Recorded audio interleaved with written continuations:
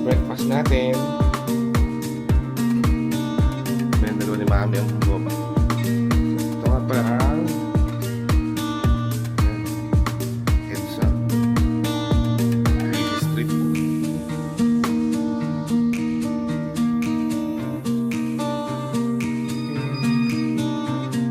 Kilo.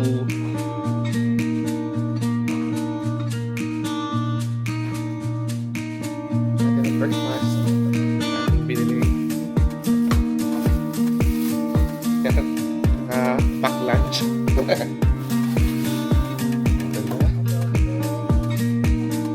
Adobo, bahos, may hotdog, saka giniling. Rice.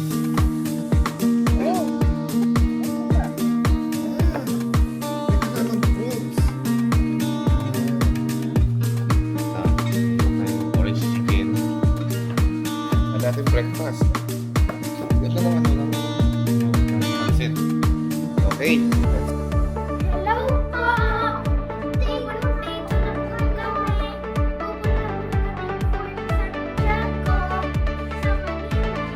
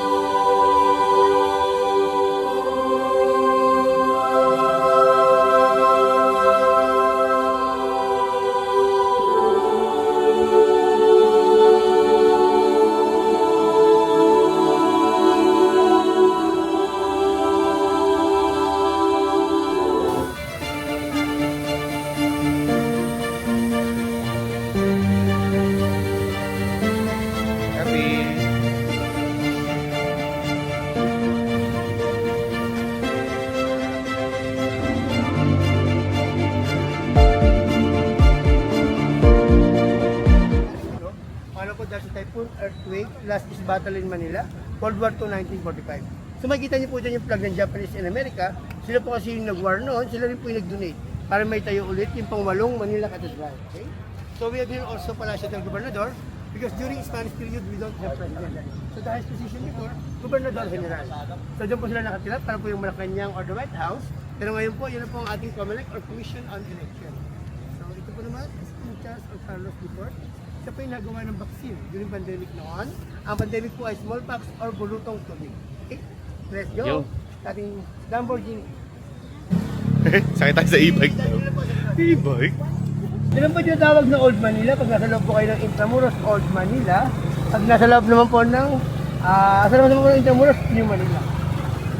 So, sa kaliwa po ma'am, yung ating pulang bahay, yan po ang tinirahan ng isa sa mga paring martir na pinugutan ng ulo noon. Ito po sa Gombursa, ang bahay ni Padre Jose Burgos, Gomez Burgos ay Zamora, de Gombursa. Ito daw.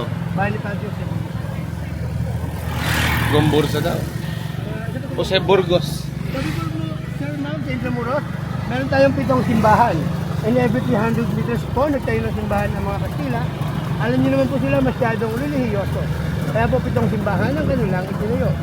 Pero dahil po sa World War, ang naiwan na lang ay 2. Ang Manila Cathedral at ang original na San Agustin Church.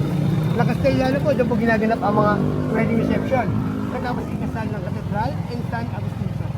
Dati po yung eskwelahan kung saan nag-aral ang ating bayani na si Juan Luna. Ang eskwelahan po ay the Escuela Nautica de Manila. Ang course po niya ay Nautical or Seaman. Ngayon po, yan ang PMMA or Philippine Merchant Marine Academy na nasa Port Bonifacio, Taguig City po. Sa kaliwa po natin ay warehouse ng mango na nag-export sa buong Asia. Dried and fresh mango po yan.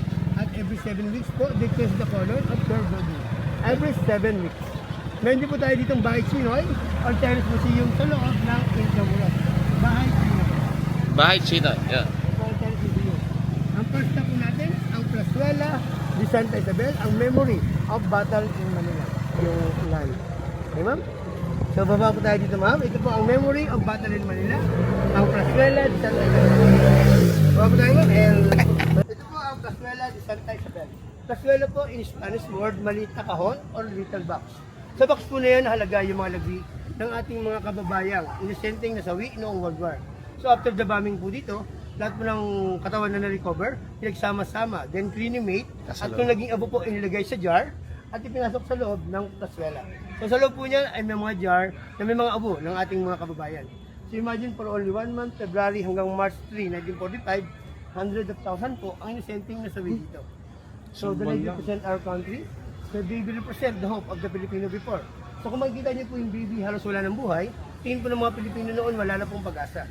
Ito rin po yung kabataang nasawi at yung sa kanan po yung ating comfort woman. Yung mga kababaihan po natin na nire-rape or naabuso ng 5 to 20 Japanese army, everyday po ginagawa yan in 3 years. So likod po tayo, ma'am. So ito po, ma'am. 1 month po. 100,000. Time capsule kasi ito po ay bubuksan ng February 18, 2045. So 19 years from now po, bubuksan na po yan. Kasi po, 1945, World War II, 2045, 100 years.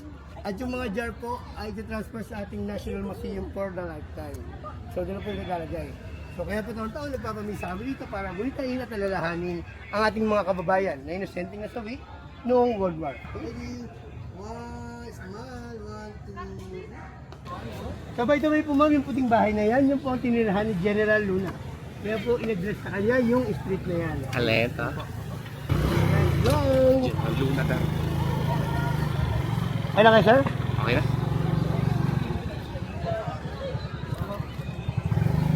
Sa kaliwa po natin itong bakanting lote, yung po ang former site ng Colegio de Santa Isabel. Yan po ang First Woman University sa Intramuros noon.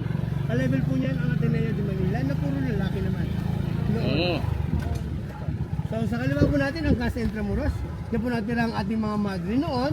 At hanggang ngayon po may mga madre po tayo dyan. Casa Intramuros. Yan po yung, ito po sinabi ko noon kanina, ito ang simbahan sa Intramuros. Ito po yung pangatlo, ang San Ignacio Church. Yan po ay totally destroyed o sira noong World War.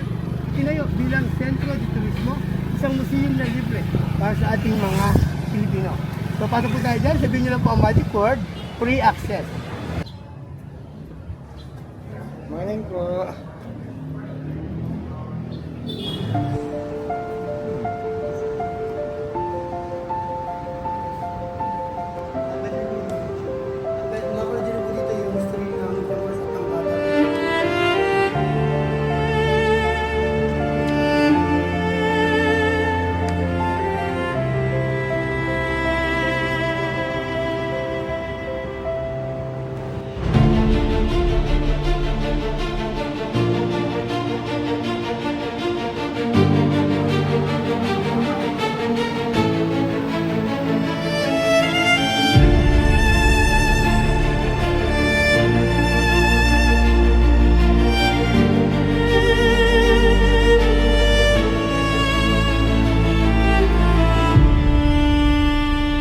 Ano yan?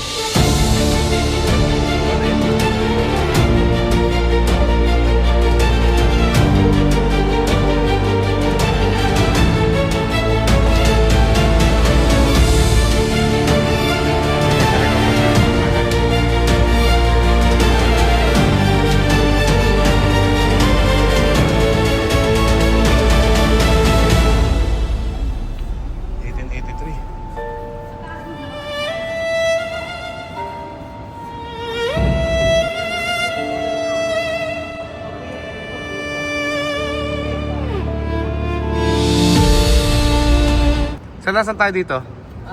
Yun yung mapa natin sa pakita ko yung mapa sir. Sir, yung mapa natin pa ganyan yun. So ganyan. Ganyan ang mapa natin. Ganyan ang forma niya yan. So Dito? po Santiago. Apo, ganito. Tapos dito tayo sa Manila Cathedral.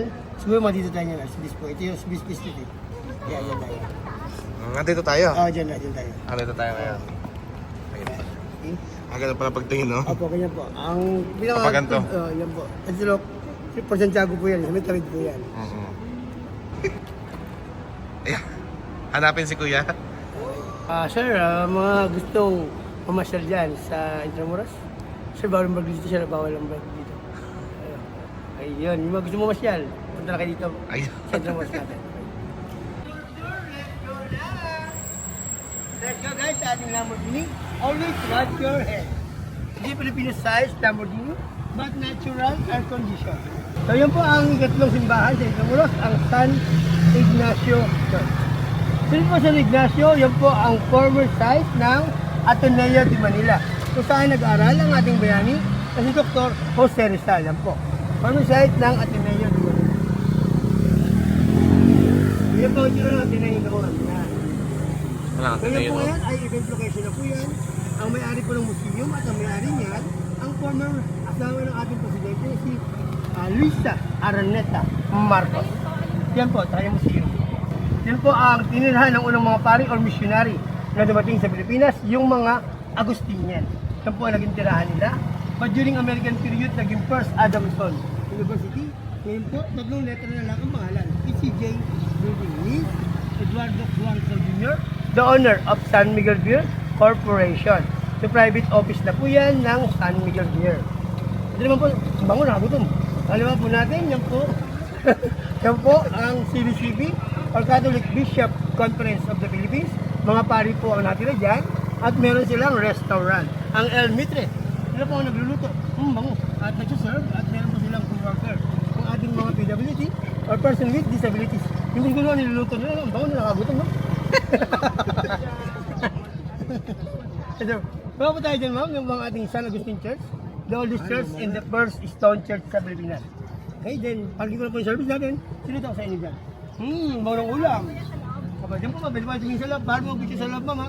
Bawal. Picture sila po sa loob. Dito sa labas. Pwede. Dito kasi nakakagutom mga mga panganangalian.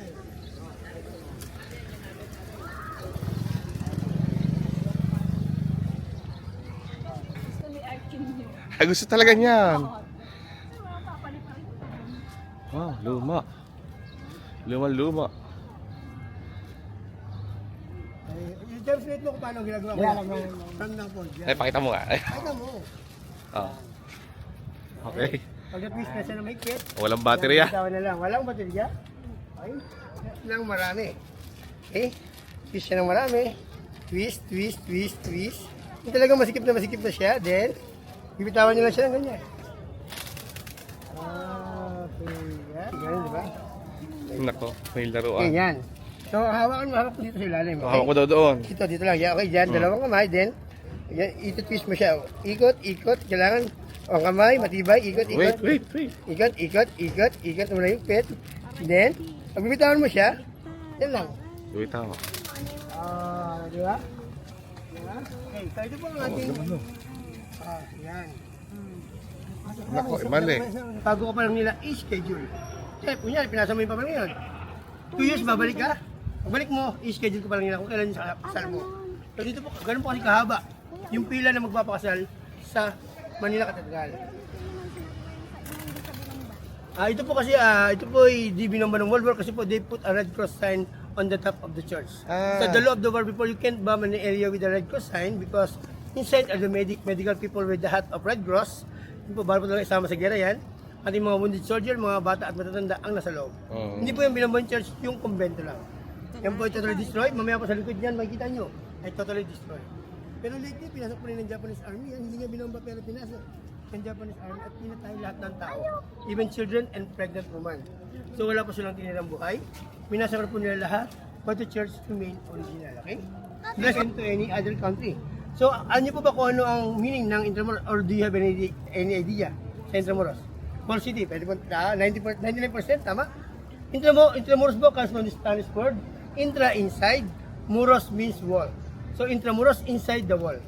Okay? Kasi po tayo nasa loob ng wall, okay?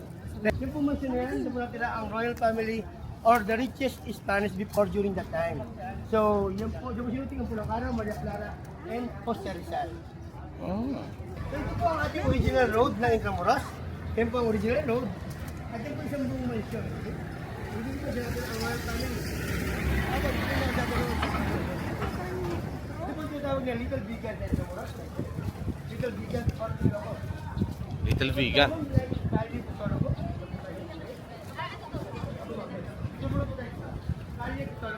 Ang famous na Vegan and Ilocos. Vegan Post, Vegan Post.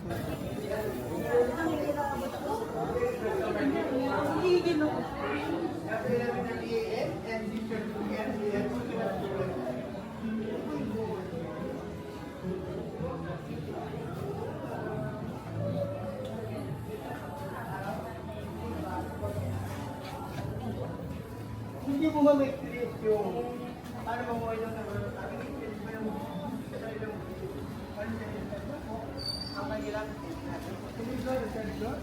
You can experience the lifestyle before of the royal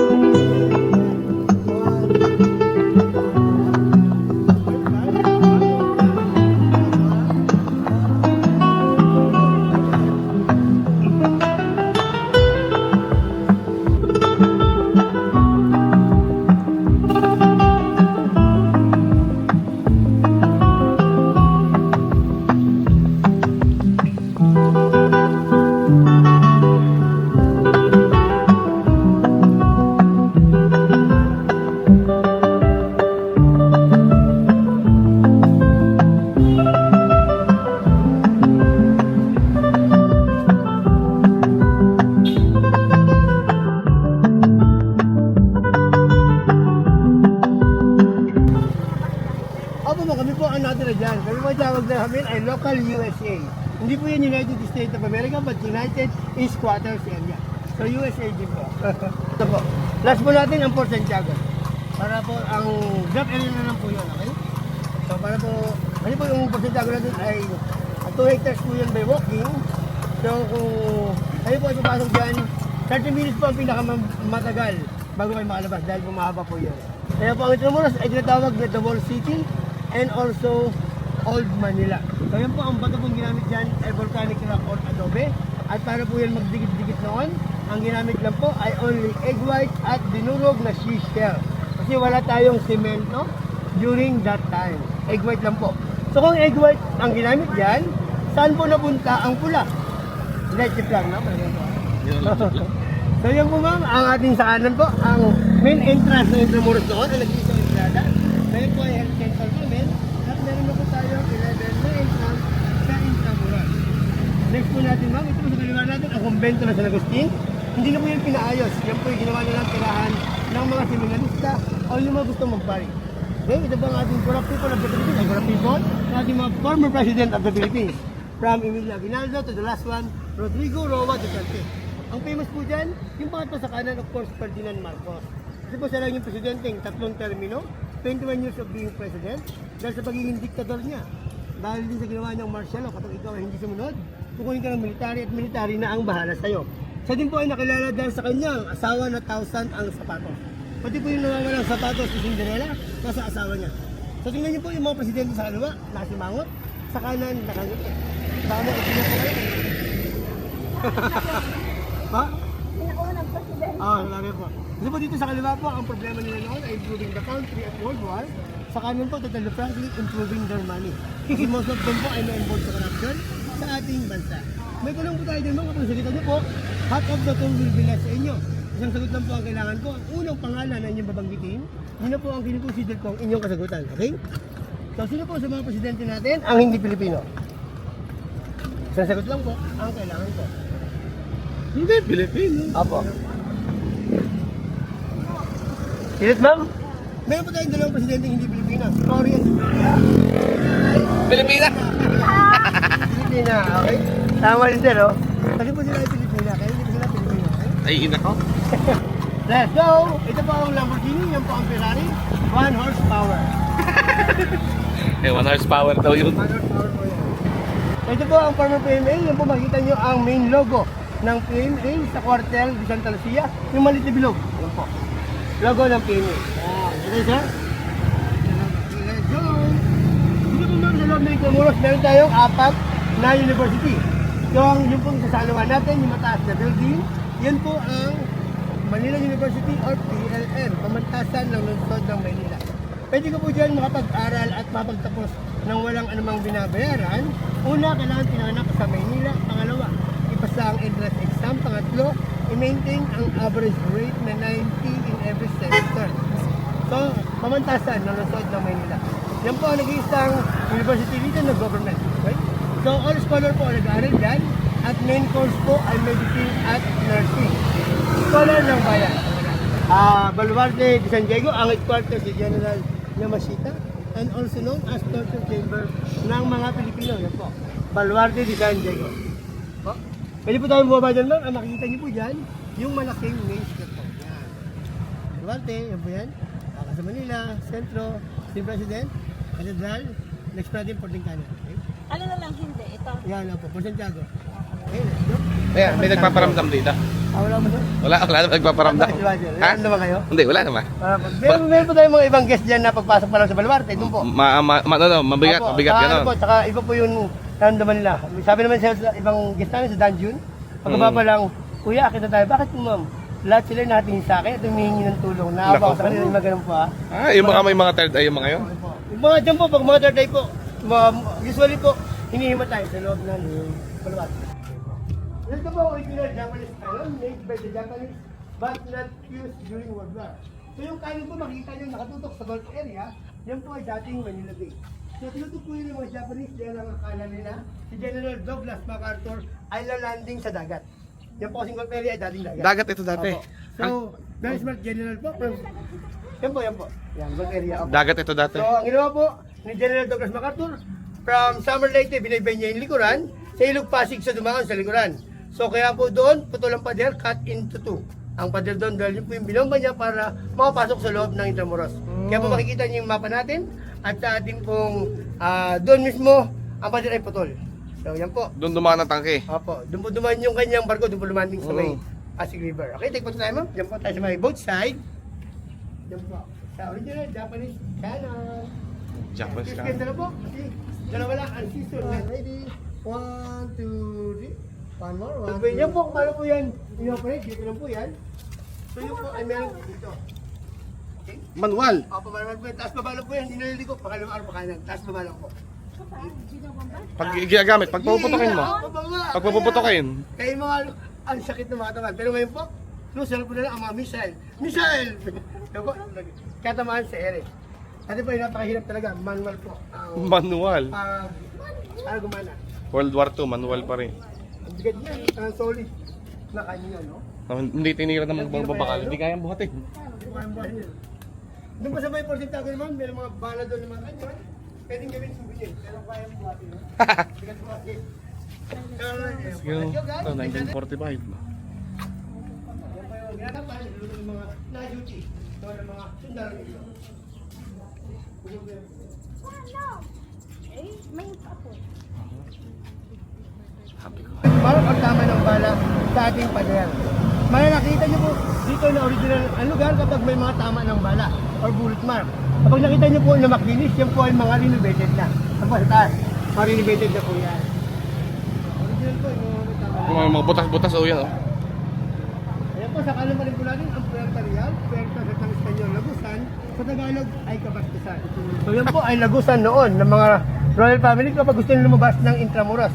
Nagsilbi rin po yung imbakan ng kagamitan pandigma ng mga Japanese noong World War. Yun naman pong maroon na building, yun po ang ating dole. Hindi po yan pineapple juice, but Department of Labor and Employment. Kapag may problema kayo sa trabaho, sahod, boss, or company, pwede kayong magpunta dyan at sabihin ang inyong problema. Pag nagpunta kayo dyan, ang isa inyong problema, magiging dalawa na. Dahil kailangan nyo kumuha ng private na attorney. So magiging tatlo pa po yan, dahil pag nalaman ng company na kayo nagreklamo, kung wala na kayong trabaho, wala pa kayong benepisyo. Ang isang problema, magiging tatlo, yung dole. Ha? Mas marami pang nagsusumbong kahit po, action agad. So ulitin ko, problema sa trabaho, dole. Problema naman sa amin, pag may walang mga gamit, dulo, police station. Kaya naman, pag-ingat tayo dyan lang ha.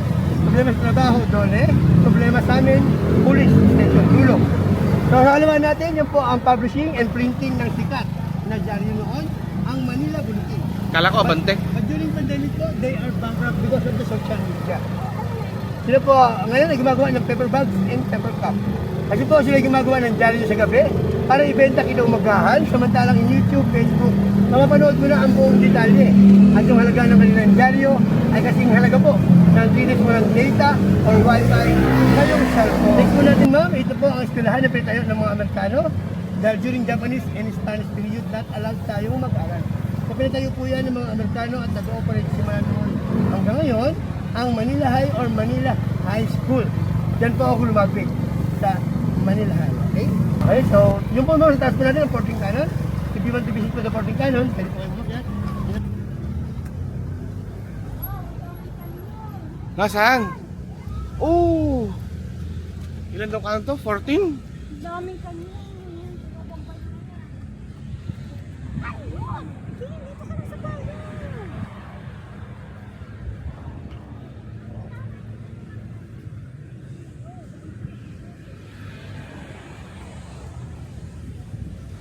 Dami kanyon dito. 1, 2, 3, 4, 5, 6, 7, 8, 9, 10, 11, 12, 13, 14. 14 nga. Bilangin mo. 1, 2, 3, 4. If you finish this study in Mapua, you don't need to find a job because the job finds you. Eh di wow. Kaya famous po talaga yan sa engineering and architectural. Okay? Sa kanan po natin, yun po ang Little Chinatown sa Intramuros. Diyan po natin ang ating mga Chinese community at nagbebenta ng ilang produkto bago sila ilipat sa Binondo, Chinatown. Ngayon po ay nagsulbing student canteen po yan ng mga estudyante sa Intramuros. Ito po naman makuha ay sa mga simbahan, ang simbahan ng San Francisco noon. Next po natin ang LPU or Lyceum of the Philippines University, famous in culinary arts. Ang may-ari ng hotel, the venue po yan at may-ari yan, ang former president ng Laurel. Okay? Sa po ang may-ari ng dalawa na yan. Magkakalap pa rin po tayo ng pader, kaya nakalap pa rin po tayo ng Intramuros. Yan po ay Puerta del Parian, yan po ay Lagusan. Pag sinabing Puerta, Lagusan. Sa Tagalog, pag sinabing Puerta, may Kabastusan. Or Letran College. Ang madalas sabihin niyan, Arriba Letran, Arriba Letran. So yan po, ang main course na offer nila ay law, philosophy, and also culinary arts. Yan po yung pader na binomba ni General Douglas MacArthur. Kaya kung makikita nyo, ito lang pader sa bago niya. Thank you po mga sa sandaling oras ng pagsama sa tour. I hope na napadali ko ang inyong pamamasyal at sana'y natuwa man lang po kayo sa ating pamamasyal. So yun po ang ating Port Santiago, ang number 1 attraction and tourist spot sa Intramuros. Or ano? Nagkap na lang. Ka-ice cream naman sila. Yan po. Nainitan. 50. Lahat. Mango. Ikan po. Cheese. Mango lang. Mango lang? Lahat. Kayo di lahat din. Avocado. Ube? Walang Hindi po, ito lang pong dalawang ito. Okay. Huwag yung avocado. Baka hindi. Mga avocado, Kabi. Baka hindi nyo tayo pang avocado. Mga matanda yun. Gusto ko pa.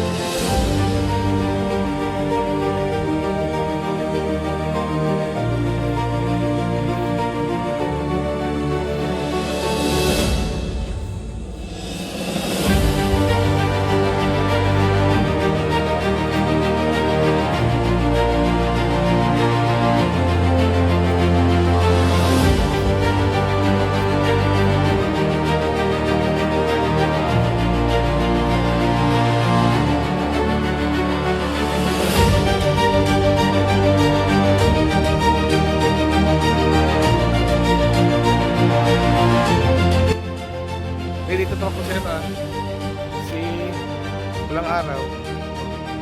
Dito sila nagbabarilan. Hindi Kabi, dito ano? Dito ano naging dito oo, si Jose Rizal dito kinulong.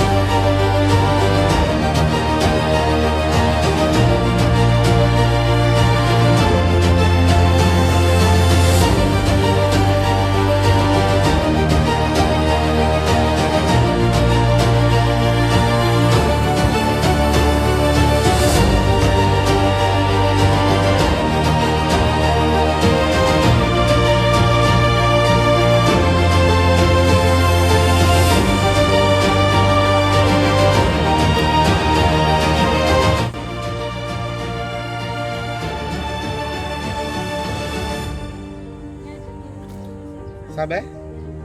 Tingnan mo ah. Ayun, dito daw kinulong. Dito kinulong? November 3 to December 29, 89. Oh, dito daw kinulong.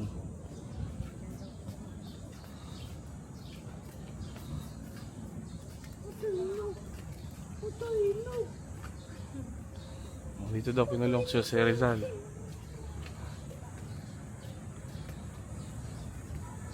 Ay, museum pala to. Yan oh. Bawal ng picture dyan.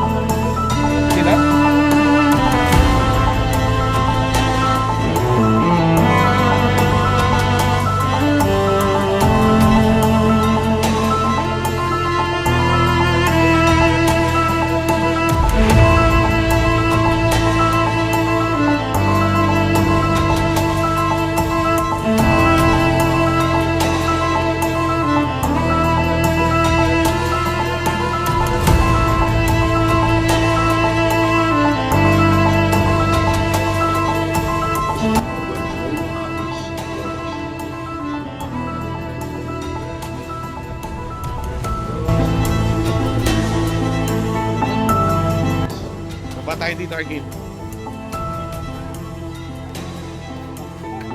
Go inside. Okay. Tingin nga. Bulungan dati. Mga prisoners of war. Go inside. Pasok tayo. Oo nga.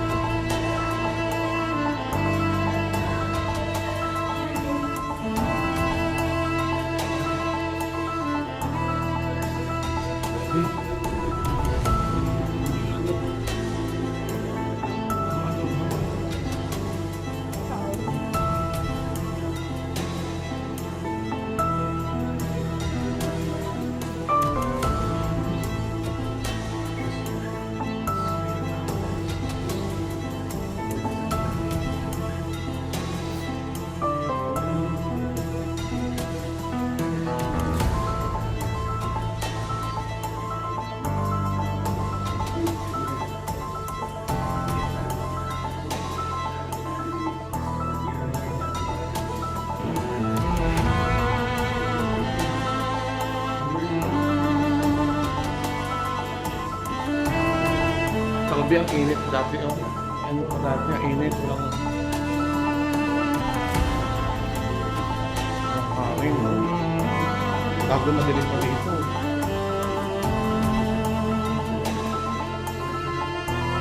Tara, dito, dito. Oo nga, picture.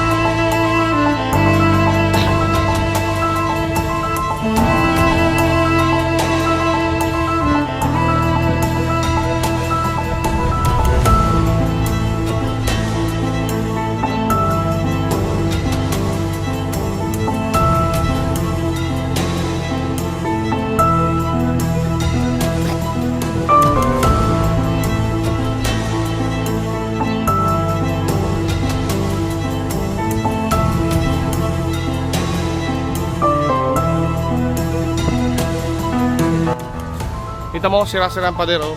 Butas-butas. Daming tama ng bala.